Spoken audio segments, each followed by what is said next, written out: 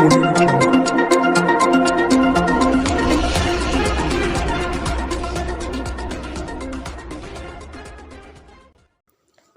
Durgapur police commissionerate के सालानपुर थाना police ने गुरुवार सुबह अवैध कोयला तस्करी के खिलाफ कार्रवाई करते हुए थाना क्षेत्र के राष्ट्रीय राजमार्ग 19 से 12 ट्रक को अवैध कोयले के साथ पकड़ा।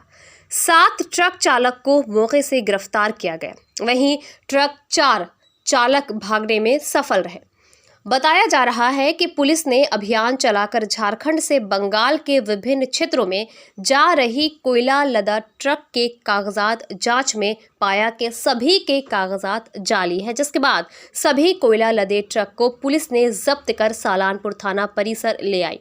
साथ ही कानूनी कार्रवाई की प्रक्रिया शुरू कर जांच में जुट गई। बताया जा रहा है सभी ट्रक झारखंड के गोविंदपुर सहित अन्य क्षेत्रों से लोड किया गया है, जिसे बंगाल के दुर्गापुर स्टील प्लांट सहित अन्य क्षेत्र में खपत करने के लिए भेजा जा रहा है। वहीं बता दें कि बीते मंगलवार भी चौरंगी पुलिस ने 14 ट्रक को अवैध कोयले के साथ पकड़ा था, जिसके बाद ये कयास लगाया जा रहा था कि अवैध कोयला कारोबार पर अंकुश लगेगा, परंतु इसके विपरीत परिणाम हुआ। वहीं गुप्त सूत्रों की माने तो आज धराई ट्रक में एक ट्रक झारखंड में अवैध कोयला सिंडिकेट को चला रहे एक कथित व्यक्ति का बताया जा रहा है। কয়লা মাফিয়ারা কয়লা এই রাজ্যে নিয়ে আসছে বিভিন্ন জেলায় এবং জাল নথি করে নিয়ে আসছে। বিভিন্ন কয়েকদিনে তো অভিযান চালিয়ে প্রচুর ট্রাকও ধরা পড়েছে কয়লা বোঝাই। এটা আমার এডিপিসিতে ইনক্লুডিং ওয়েস্ট জোন এটা আমার সবসময় নজর আছে। এখানে ইলিগাল কোল মাইনিং और ইলিগাল কোল ট্রান্সপোর্ট উপর আমার সমস্ত নজর আছে। এটা খবর পেলে পুলিশ লিগাল ভাবে এটা অ্যাকশন নিচ্ছে। স্যার 2-3 দিনে কতটা ধরেছেন স্যার? কতগুলো ট্রাক ধরা হয়েছে? এটা টোটাল अराउंड 32 ট্রাকস। কোথা থেকে আসছিল এই লরিগুলো? এরা ঝাড়খণ্ড বিভিন্ন জায়গা থেকে নিরসা, মুগমা, গোবিন্দপুর, ধনবাদ বিভিন্ন জায়গা থেকে এরা লোড হয়েছে। এগুলো স্যার অবৈধ কয়লা কি স্যার? এটা পুলিশ ওদের কাছ থেকে কোনো প্রপার ভ্যালিড পেপারস পায়নি। এটা পুলিশ এটা কেস করেছে, কেস করে এটাকে তদন্ত করছে। জাল নথি নিয়ে তারা এই লরি কয়লা পাচার করছিল। পুলিশ ওদের কাছ থেকে ভ্যালিড পেপারস পায়নি ওর উপরে এটা কেস করা হয়েছে। পুলিশ ইনভেস্টিগেশন করছে। অ্যারেস্ট হয়েছে কি এটাতে जो ड्राइवर्स या फिर खलासी या ओनर्स जो स्पॉटे पावा गए थे ओके अरेस्ट करा हुए थे, रिमांड नहीं हुए थे। Thank you. आसनसोल के कुल्टी थाना क्षेत्र के शीतलपुर तुलसीहीर इलाके में एक झोपड़ी में हुई गोलीबारी में एक व्यक्ति की मौत हो गई थी। हत्याकांड की जांच में पुलिस को रोमांचक जानकारी मिली। मृतक की पत्नी ने ही अपने पति की हत्या कराई है। हत्या के बाद पुलिस ने एक महिला आरोपी समेत 4 लोगों को गिरफ्तार किया। हत्याकांड को अंजाम देने वाला बिहार फरार हो गया है। पुलिस ने एक महिला समेत 3 लोगों को गिरफ्तार कर आज आसनसोल कोर्ट भेजा। पुलिस घटना की जांच कर रही है। पकड़े गए आरोपियों के नाम है विकी नोनिया, विशाल पासवान, संदीप नोनिया और मृतक की पत्नी मंगली मेंझा।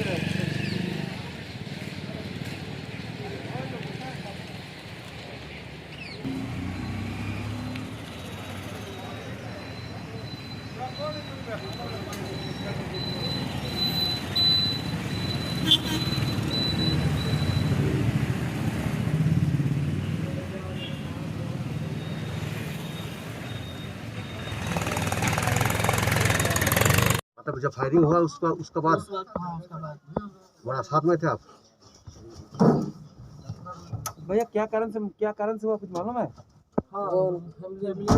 हाँ किसे फैमिली प्रॉब्लेम ছিল ওয়ার নিজের কি বই মারা ছে হ্যাঁ নিজের বউটা ওয়ার মার্ডার করে আনছে। ওই বলেছিল 2.5 লাখ টাকা দিব এইসব। तुम लोग 2.5 लाख रुपया लिया था? 1 रुपया भी नहीं लिया, 20,000। तो कौन कौन मरवाया ये तो उसका उनका वाइफ। उसका वाइफ? हाँ वो बोला था क्या? हाँ, क्या बोला था? बुरा मत करेगा, पैसा मिलेगा।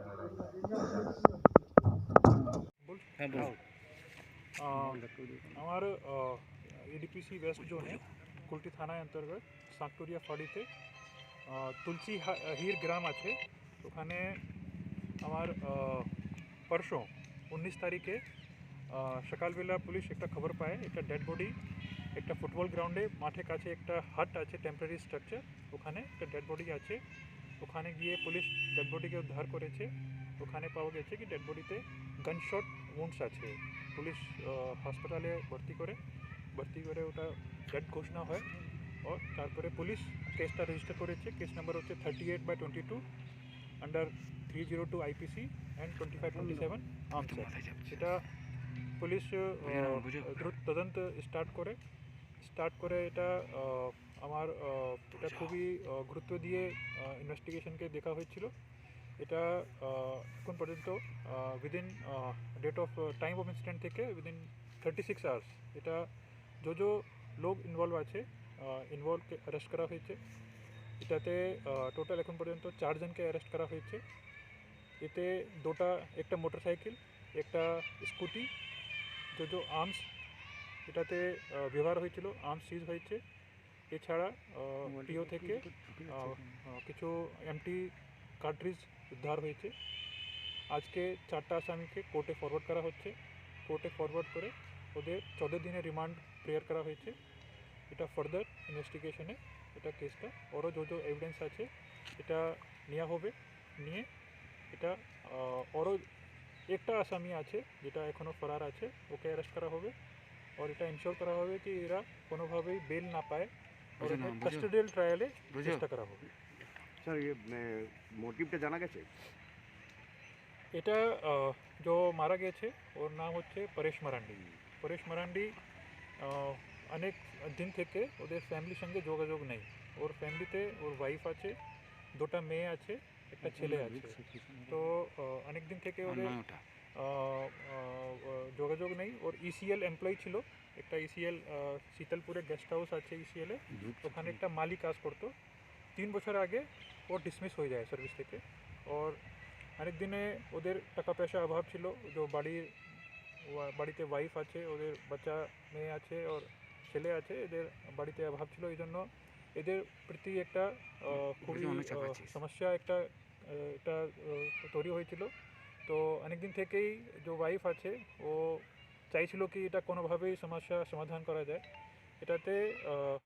এটা এই মাসে 5 তারিখ থেকে ওরা প্ল্যানিং করে।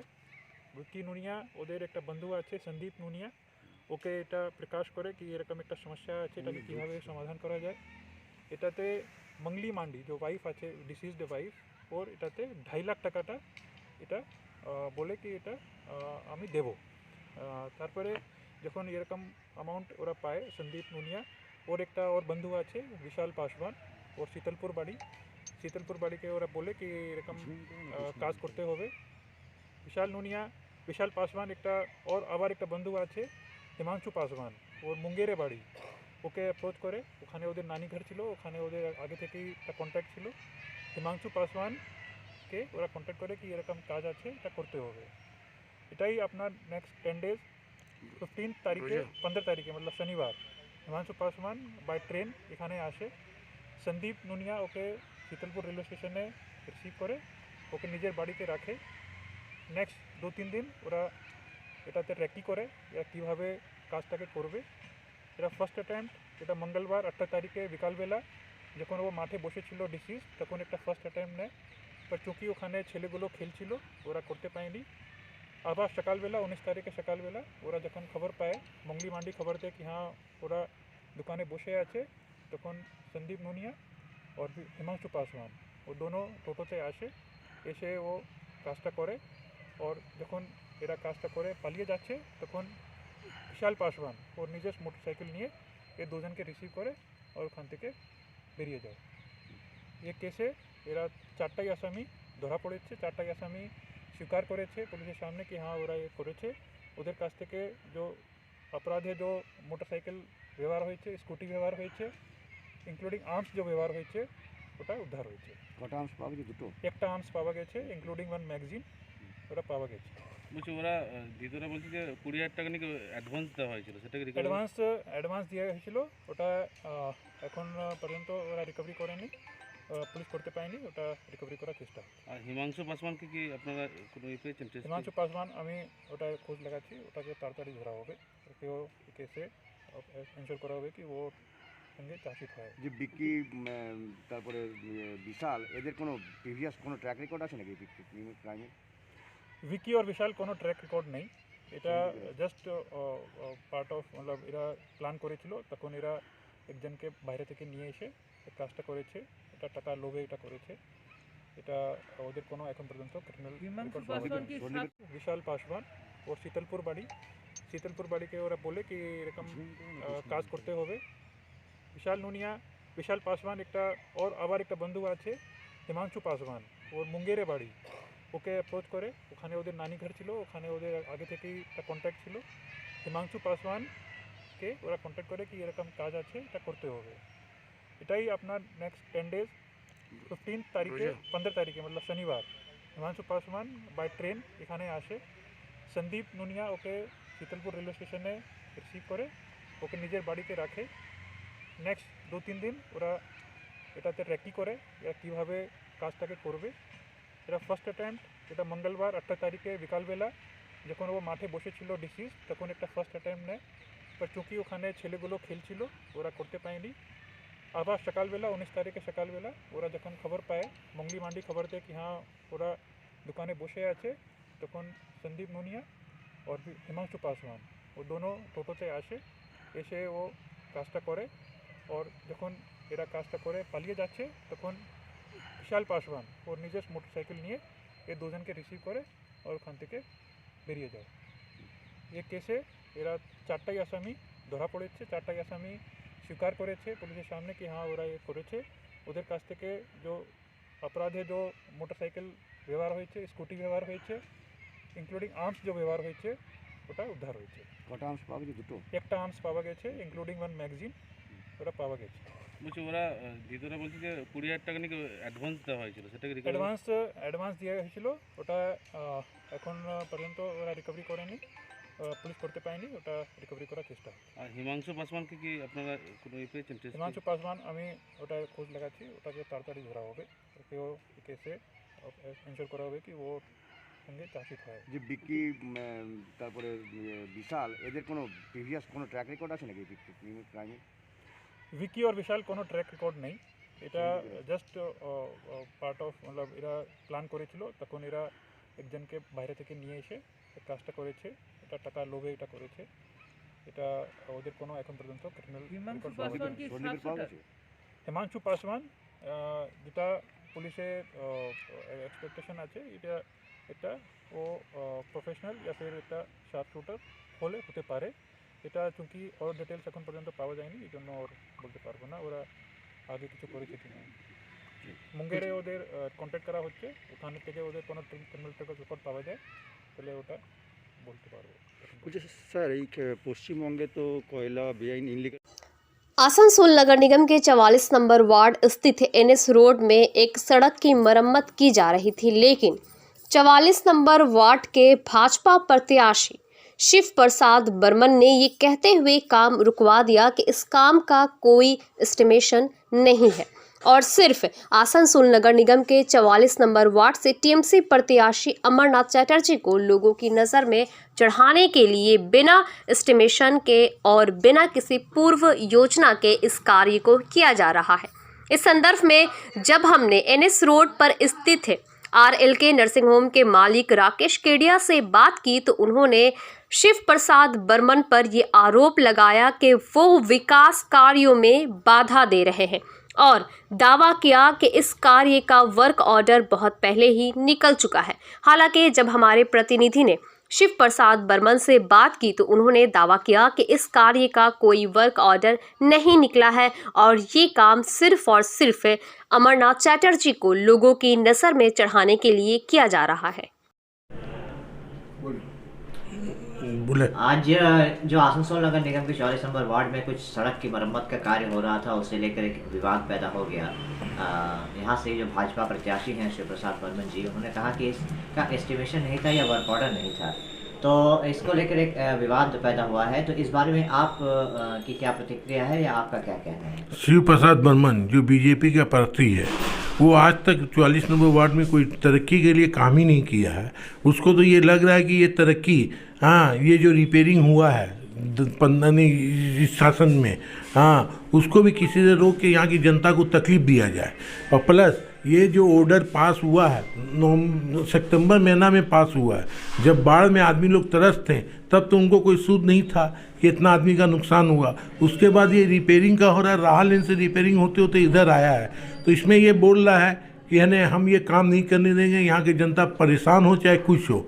तो उसके लिए हमने प्रोटेस्ट किया, तो हमको बोल रहा है कि इलेक्शन के बाद तुमको सबको हम लोग समझ लेंगे, इलेक्शन के बाद है। तो ये देखो बीजेपी ने अभी बीजेपी का शासन भी नहीं आया, उसके बाद भी शिव प्रसाद देखो गुंडा का रोल अपना रहा है। तो बीजेपी तो ये गुंडा पाल के वोट मांगना चाह रहा है, गुंडागर्दी में वोट मांगना चाह रहा है, धमकी दे रहा है ये ने इलेक्शन के बाद सबको हम समझा देंगे।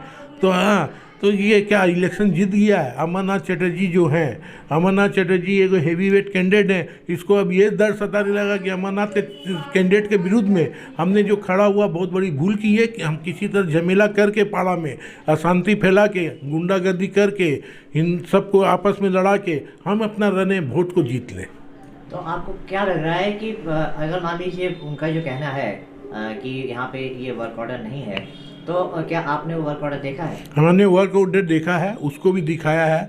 उसने कहा कि खाली पार्टिकुलर इस जगह का हमको वर्क ऑर्डर चाहिए तब मैं काम करने दूंगा। तो इस तरह का गुंडागर्दी वो जो कर रहा है, तो वर्क ऑर्डर क्या गवर्नमेंट एक सेपरेट के निकाले वर्ड, वो तो 44 नंबर वार्ड में जहाँ जहाँ रिपेयरिंग का काम होता है उसका वर्क ऑर्डर निकलता है। इस संदर्भ में अमरनाथ चटर्जी का क्या कहना है? अमरनाथ चटर्जी साहब ने कहा कि वर्क ऑर्डर तो आगे का किया हुआ है और किया हुआ है, वो जाके अपना कॉर्पोरेशन में देखे वर्क ऑर्डर है कि नहीं है। इस बार अब बतौर आप 44 नंबर वार्ड के एक निवासी हैं, तो इससे यहाँ का ये है, तो आप क्या चाहते हैं? हम लोग 44 नंबर के नागरिक यही चाहते हैं कि हमारा रोड में ये हो जो अवस्था रोड की है। रोज़ एक्सीडेंट होता है, कोई ना कोई चोट लग के नर्सिंग होम में आता है या अस्पताल में आता है, बाहर जाता है। तो इसे पता चाह रहा है कि रोज़ यहाँ 44 नंबर की जनता का खर्चा हो और रोड का दुर्दशा ऐसा रहे, 44 नंबर आदमी परेशान हो के रूलिंग पार्टी को बदनाम करे और इसमें हमको फ़ायदा हो। तो उस सड़क की मरम्मत न होने से क्या लोगों को आने जाने में तकलीफ हो रही है? बहुत तकलीफ हो रही है, जाम हो जा रहा है, रास्ता जाम हो जा रहा है, रोज एक्सीडेंट हो जा रहा है। हाँ, इस तरह का काम हो रहा है, बहुत पब्लिक तकलीफ में है। यहाँ की जनता सब, किसी भी जनता से आप जाके पूछिए कि वो रोड बनाना गलत है कि सही है, सब जनता यही बोलेगी रोड बनाना सही है। आपका नाम? मेरा नाम Rakesh Kumar Kedia, RLK nursing home का प्रोपराइटर हूँ। यहाँ इतना मरीज आता है, हाँ, मरीज रास्ता में जाम हो के मरीज आ रहे हैं, एम्बुलेंस आ रहा है, एम्बुलेंस जाम हो जा रहा है, फंस जा रहा है, मगर इसकी अगर उसको कोई सूद नहीं है। यहाँ एक मरीज अगर एम्बुलेंस में अगर तबीयत गड़बड़ हो जा रही है, उसकी मौत हो जा रही है, इसका दायित्व कौन लेगा? शिव प्रसाद लेगा।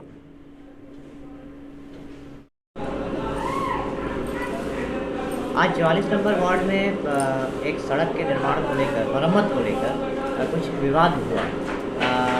कहा जा रहा है कि आपने एक कार्य को रुकवा दिया, इस पर आपका क्या कहना है? देखिए, एक तो बात बता रहा हूँ, सबसे पहली बात है कि मुझे कोई भी विकास या कोई भी कार्य रुकाने का मुझे शौक़ नहीं है। अगर हमारे वार्ड में कोई विकास हो रहा है या अगर कोई डेवलपमेंट हो रहा है तो इससे हमारा कोई एतराज़ नहीं है। बट अभी चुनावी माहौल है, ये यहाँ से कॉरपोरेशन का चुनाव स्टार्ट हो चुका है।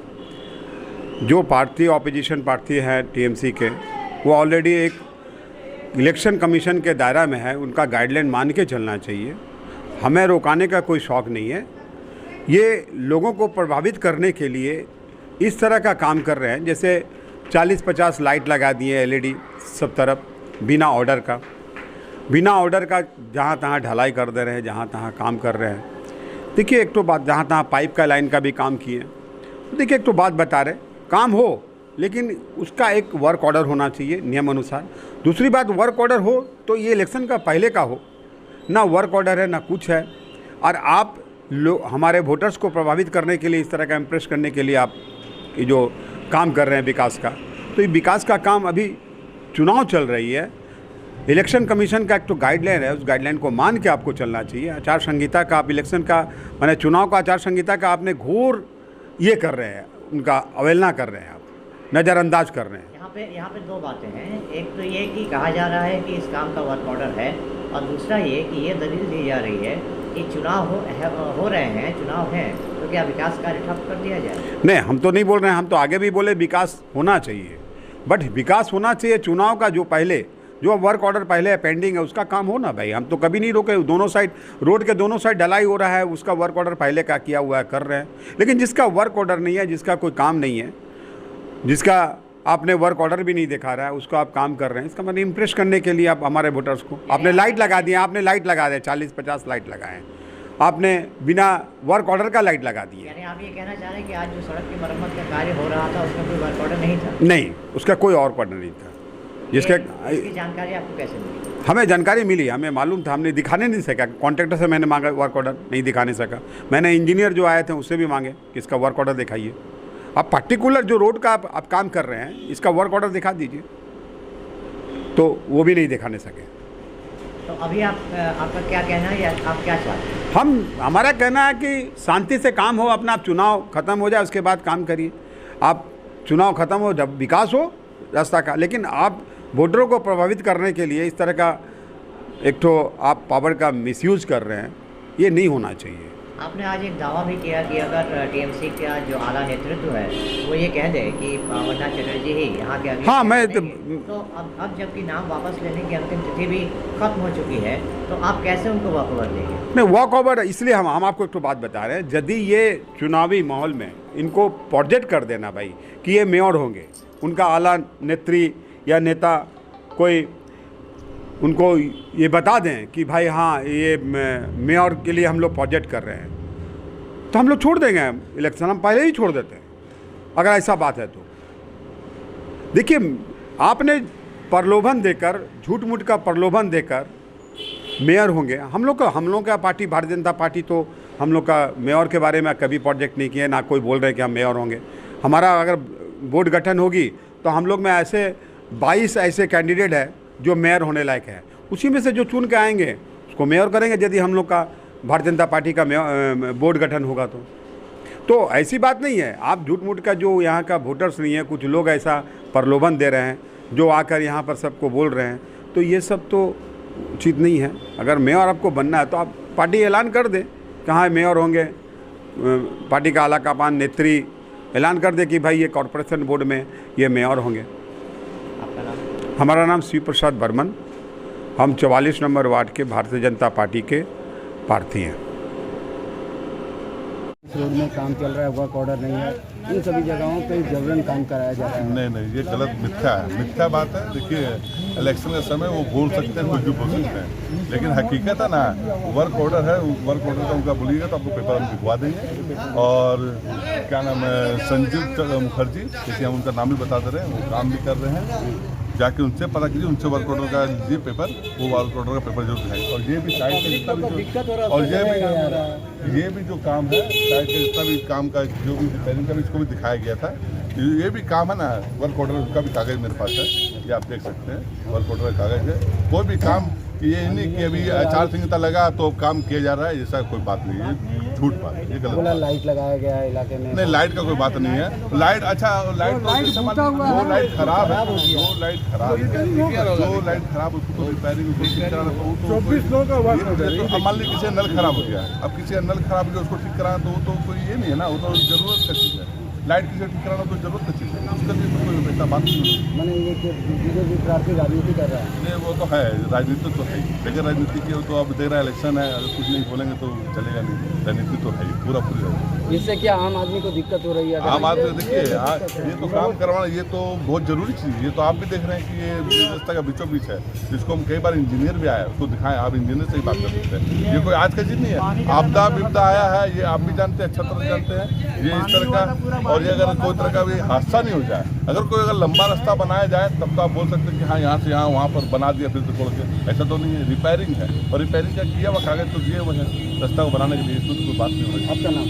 मेरा नाम मुकेश शर्मा, 44 नंबर। इसमें कोई राजनीतिक कांग्रेस के तृणमूल कांग्रेस के हम लोग कैडर।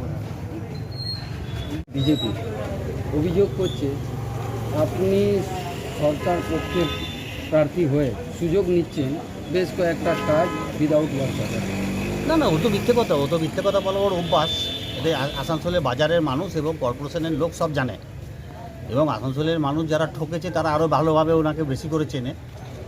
তো আমি সরকার পক্ষের লোক নই, আমি এখন নিরপেক্ষ লোক, আমি এখন পার্টির লোক, তৃণমূলের লোক। তো কোনো আনডিউ অ্যাডভান্টেজ নেওয়া হচ্ছে না। এই ওয়ার্ক অর্ডারগুলো আগে থেকেই পাস করা আছে। উনি জানেন না, আসল খোঁজ খবর রাখেন না, তো এলাকাবাসীর কথা উনি মনে রাখেন না এবং জানেনও না। সেই জন্যই বলি আপনাদের যে এই এনএস রোডটা এখনও বিল হয়নি। এই এনএস রোডটা বর্ষা যেটা হলো, এই বর্ষার সময় এই এনএস রোডটা ভেঙে গেছিলো ওই জায়গাটায়। তো ওই কন্ট্রাক্টারই এখন এখানে করার কথা, ওই কন্ট্রাক্টারই অন্য কোনো কন্ট্রাক্টারকে দিয়ে করাতে চাইছে। তো উনি সেটা করতে দেবেন না, কারণ উনি তো এনএস রোডের মানুষকে ভালোবাসেন না। উনি তো এনএস রোডের মানুষের ক্ষতি চান, অ্যাক্সিডেন্ট হোক, কারো পা ভেঙে যাক, কেউ মিশনে যাক, কেউ হেলথ ওয়ার্ল্ডে যাক, তো এইসবই তো উনি চায়। তো আমি কি করব তার জন্য? আমি তো ধরুন রিপেয়ার করার কথা কন্ট্রাক্টরকে বলেছিলাম। উনি যদি চায় যে এনএস রোডের মানুষের ভালো না হোক, তা আমি কিছু করতে পারবো না। তবে নির্বাচনের পরে আমি নিশ্চয়ই চেষ্টা করব। এবং আমাদের যেটা কর্পোরেশন ছিল, আসানসোল মিউনিসিপ্যাল কর্পোরেশন, এখানে বিভিন্ন রকমভাবে বিভিন্ন জায়গায় উন্নয়নের জন্য সমস্ত কাজ পাস করিয়েছে, এবং সেটা আমরা রাহালেনের ময়দান থেকে পাস করিয়ে ওয়ার্ক অর্ডারগুলো আমরা ওখান থেকে চালু করেছিলাম। তো ওনাকে একটু খোঁজখবর নেওয়া দরকার আছে। তো এই ব্যাপারে মানুষকে বিভ্রান্ত করছে, তো আমি মানুষকে অনুরোধ করব যে আপনারা বিভ্রান্ত হবেন না। যে কোনো কাজই মানুষের উন্নয়নের জন্য কাজ, তো সেই কাজগুলো হলে মানুষই উপকৃত হবে।